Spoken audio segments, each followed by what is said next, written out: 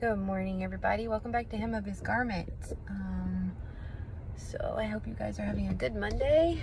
The sun is shining for the first time in days, which I know I live in the sunshine state. It's contradictory in itself. Anyway, wanted to give you guys kind of an update. I had to go to the ER last night. That heavy, numb sciatica pain in my legs is just, it's increasing. So I wanted to go and see if they could determine if I had something called cauda equina or not.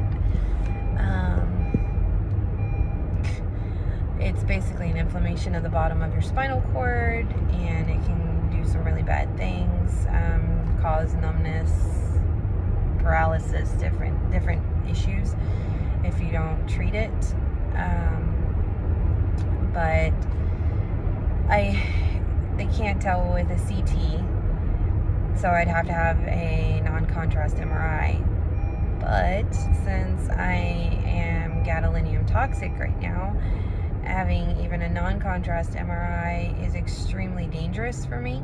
It could end up paralyzing me because it will move the gadolinium around that I already have in my body. So, the doctor was super awesome. He understood why I didn't want to have the MRI done. And he gave me a week's worth of steroids to see if that won't help things, get some inflammation out, and kind of go from there. He was like, if it continues to get worse, he was, I don't really have a choice. I'd have to go and do the MRI to see what's going on, why my legs are feeling the way they are.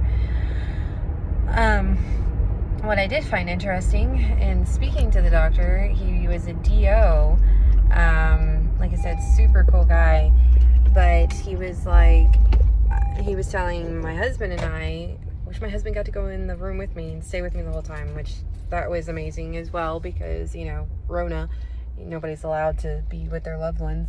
But the doctor told us that he went to a conference last year in Destin, and that was the first time he had heard about gadolinium toxicity.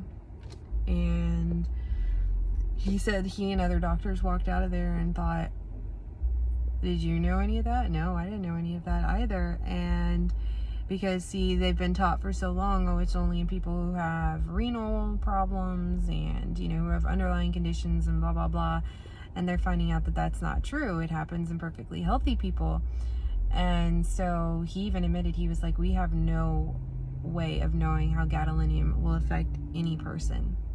He was like, it's, he basically admitted that it was toxic. And he said, I've only ever ordered one contrast MRI because it was a life or death situation for a man. And he said, other than that, he's like, I don't order them. And it was refreshing to hear somebody say it, a doctor, a legitimate doctor say it. And, he even admitted, he was like, he said, you can't get rid of it. He was like, it'll be in your body for your entire life.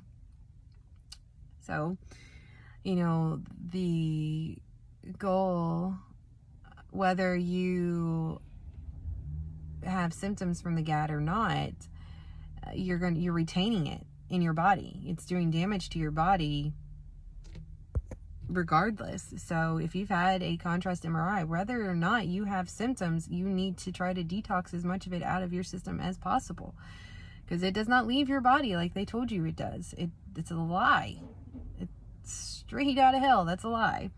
So, it was nice to have a doctor actually say it. But, I'm suffering from a neuro who's just too cocky and just throws them out like they're Skittles at Halloween. But, just share these videos, spread the awareness. We spread awareness for, all sorts of things. Like, we do the ice bucket challenge, and which ALS can be caused by gadolinium poisoning as well. But we spread awareness for, save the puppies, save the whales. And it's like, what about people who are suffering from this? you know, so share these videos to everybody. You don't know who might see them, somebody might be considering an MRI for the first time and their doctors told them they need the contrast. Like, you know, spread these videos out there so that way maybe they can save themselves. You know, it's too late for me. But, you know, I know my kids will never have, you know, a contrast MRI because of this. So just, you know, I just thought that it was interesting what I was told, and, you know, still sucks. But just pray about my legs and that these steroids will help, and that it's just like inflammation that's causing problems, I guess. And that I can get this stuff out. And my son is still not here. So, but just pray about that, please, because it's very scary and it's extremely painful. So, but anyways, I hope you all have a wonderful, wonderful, wonderful Monday. Remember, I love you. Jesus Christ loves you more than I love you. And I will catch up with you guys later.